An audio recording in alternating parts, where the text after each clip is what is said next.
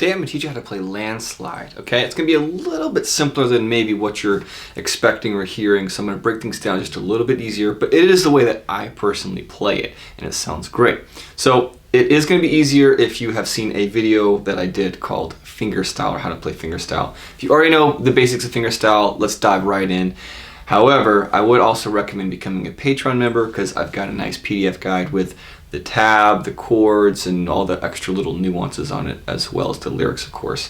So go ahead and check that out if you haven't already. Let's zoom in. I'll show you how to play Landslide. Okay, so the first thing that you're going to need, as you can probably well see, is that we need a capo on the 3rd fret. Go ahead and do that. And if it sounds a little funky or out of tune, make sure you watch a video I did on why your capo might, cause a little bit of issue. So anyways, now the biggest thing about this is getting that picking pattern down. If you can get this picking pattern down, most of the song is done. I'm not going to stray from this pattern. This pattern is tabbed out on my PDF guide, linked below on my Patreon. So here's what it looks like. Let me just go ahead and do it first.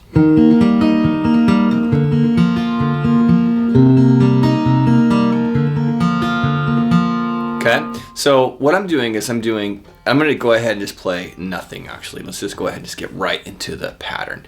It's A string, G string, D string, B string. Let's just recap that. And those are all 8th notes, so those are all moving. Okay, the next note's back to a root, the A.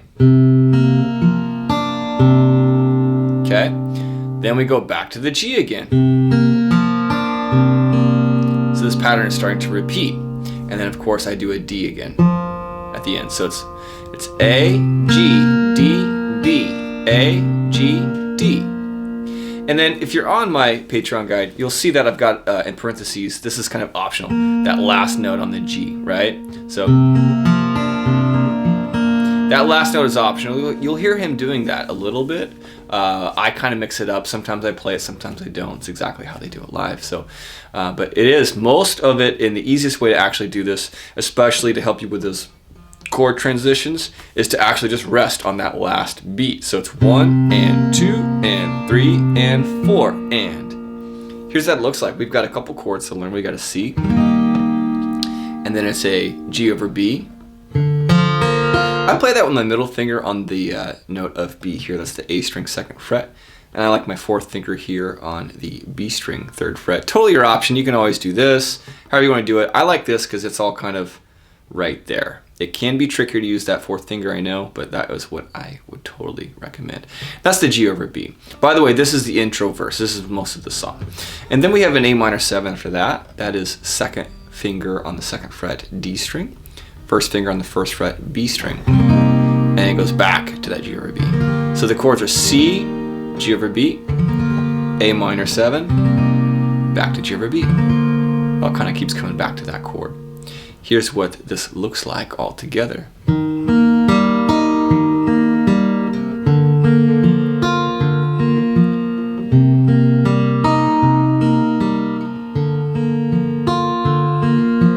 Notice how that little pause at the end really helps me to just take my time to get back to the next chord.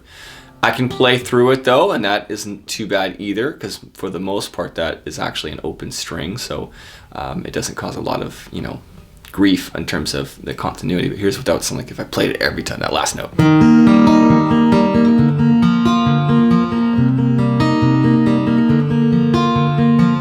So I personally mix it up.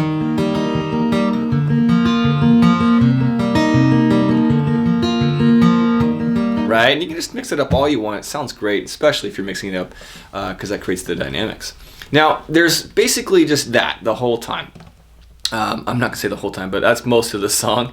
And what's cool about what you'll hear is occasionally, and I think it's in 2 different places, on the 4th round of that 1st verse, and I believe just before they set up the, there happens another time just before they go back into a chorus, I believe, on the 2nd time. They're going to do this little thing. They're going to actually push that G over B back a little bit. Maybe it's a little bit nuanced. Maybe you don't care that much to get that in depth, but I just wanted to show it to you. So here's essentially what that part looks like.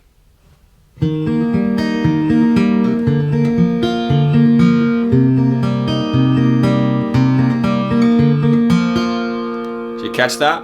So actually I did an A minor 7 for a measure and a half. I went 1 and 2 and 3 and 4, 1 and 2 and 3 and 4, 1 and 2 and 3 and 4, 1 and 2 and 3 and 4.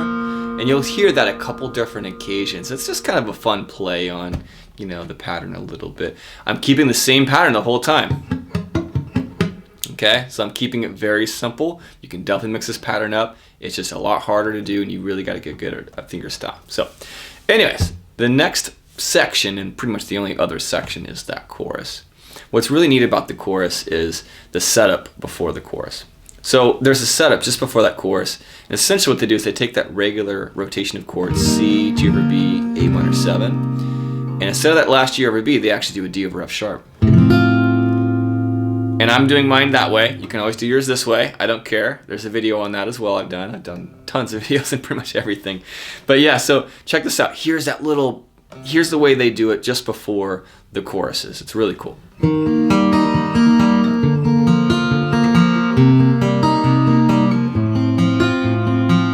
Kind of cool, right? It just throws you a little bit. And you feel tension there? That's good, because that's the purpose. They're going to relieve that tension with the chorus. So I'm going to go ahead and play that little snippet, and then I'll go ahead and just play the chorus so you can kind of hear it all.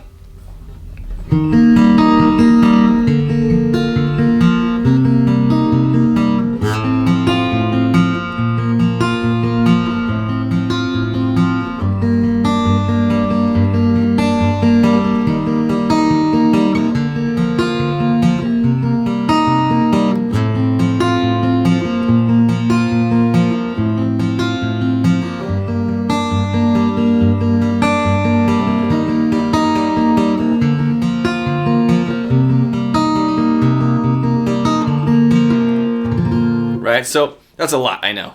Again, all this is on a PDF guide if you're kind of getting overwhelmed, but I'm going to break it down for you. So the chorus is essentially just G, and then you can always do a G like this or like this. I really don't care. It's all good. It's going to change the tones a little bit, but yeah, it's fine. D over F sharp. Again, see that video I had done on that. And then I've got an E minor for 2 counts. Okay, so that's the first 4 chords. And now, so here's where people usually get lost. My students usually tend to struggle with this. Once they've gotten good with the pattern, they're doing it here. Then I'm like, oh, cool. By the way, now when there's a G, oh, you got to change that note. That's 1 and 2 and 3. So note 1 and 3 of that measure have to change to the E string. So the pattern technically changes a little bit just on beat 1 and 3, that first note, and I would guess technically the 5th note in. So watch. Right, so it's the same pattern. I've just moved my thumb here to the E string. That will take some time, so we can do that pattern as well. Let's do the pattern here. So it's just gonna be this: E, G, D, B, E, G, D, E, G, D, B, E, G, D. Right, and of course that last G is also still optional. Here's what that looks like with basically the first little bit of that chorus: G, D over F sharp, E minor. I haven't changed that pattern. Okay, the next line is essentially the same as what we've done in the past.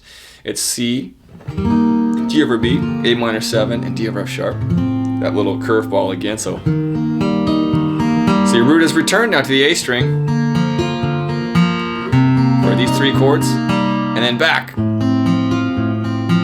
to a D over F sharp where root note is here again. The next line is the same exact line as the first: G, D over sharp, E minor. And then the last line is actually just kind of a fun little twist again, something we've done before.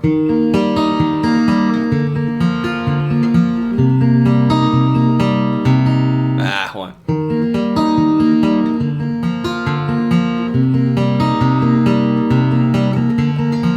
Right, so it's that little bit where I push that G over B back again, another like kind of a half measure. So that'll be a nice setup to the solo. And after the solo, which is basically just that main part, recognize what's happening underneath that, then it just returns to the chorus. So all your pieces are pretty much there. They do at the very end slow it down and end on the A minor 7. They kind of do something like this for the ending of the song.